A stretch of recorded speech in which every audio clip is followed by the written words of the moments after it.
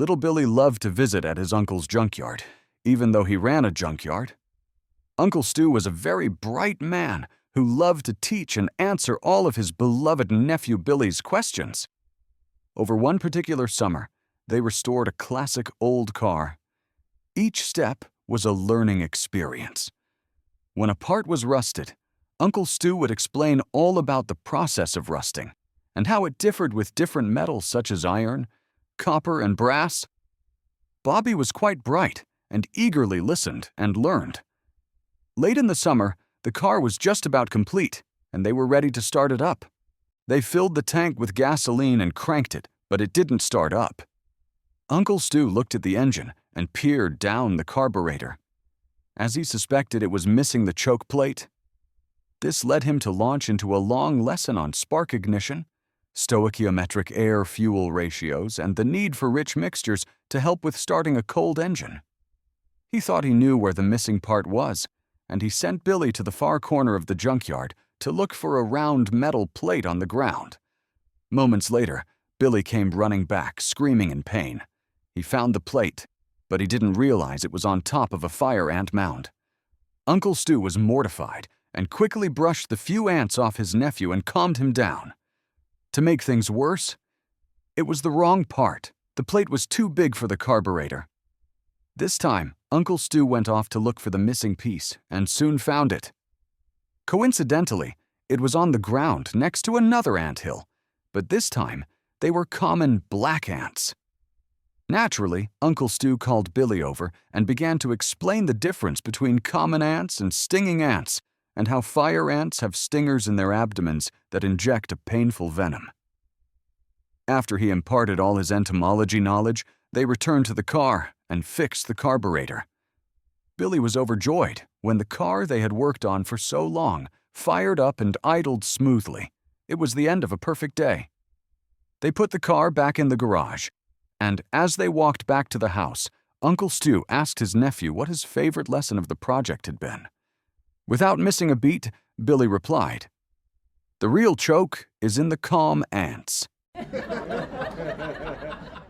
Minnesota humor? My family and I used to go camping on the BWCA. The mosquitoes were pretty bad, but we took care of them. We'd capture them and pull out the stingers, and then we'd just use them as tent stakes. The talk, Dad, son? I think it's time we have the talk. Son, okay, Dad. But what's the talk? Dad, it's called The Birds and the Bees. Son, okay, explain it. Dad, well, the boys are the bees because they have a stinger. Okay. The girls are called the birds because they won't shut up. Choose a new password. Potato. Sorry. Password must contain at least 8 letters. Boiled potato. Sorry. Password must contain at least 1 number. 1 boiled potato. Sorry. Password cannot contain spaces. 50 fucking boiled potatoes. Sorry. Password must contain capital letters. 50 fucking boiled potatoes. Sorry. Capital letters must not be consecutive. I will shove 50 fucking boiled potatoes up your ass if you do not give me access immediately. Sorry. Password must not contain punctuation. Now I am seriously getting pissed off you will ass a hove 50 fucking boiled potatoes if you do not give me access immediately. Sorry.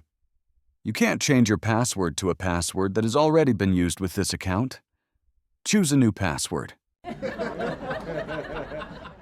A mother is helping her son study for a test. She asks him, "What is the capital of Germany?" He replies, "Berlin." She then asks, "What is the capital of France?" He replies, "Berlin." She asks, "What is the capital of Russia?" He replies, "Berlin." She then hugs him and says, "Great job, Adolf. You'll do so well on your geography exam." Don't forget capital letters. In the world of high-tech gadgetry, more and more people who send text messages and emails have forgotten the art of capital letters. For those of you who fall into this category, please take note of the following statement. Capitalization is the difference between helping your uncle jack off a horse and helping your uncle jack off a horse. A blonde's office computer had technical issues. IT support came over to the desk and said he needed password to access her account. "It's Mickey Minnie Batman Supergirl Wonder Woman London," she replied.